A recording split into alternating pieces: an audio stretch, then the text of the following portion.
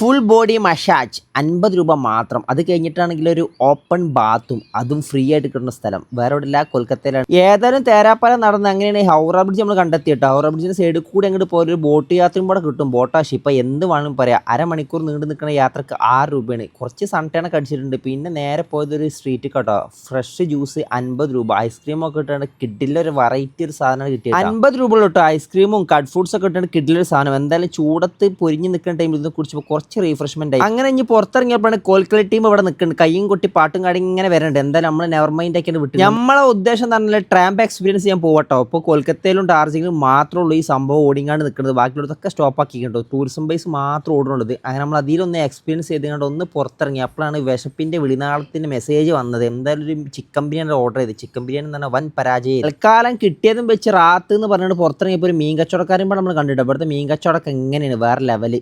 അങ്ങനെ നമ്മൾ അസ്തമിക്കാൻ പോണ സൂര്യനെയും കുറച്ചു നേരം നോക്കി അവിടെ അങ്ങനെ നിന്ന്. ഇനിയിപ്പോൾ നാളെ അങ്ങോട്ട് ഗോവയ്ക്ക് വെച്ച് പിടിക്കണം. അതിൻ്റെ പ്ലാനിങ് നടന്നുകാണ്ട് നിൽക്കണം. അപ്പോൾ ശരി.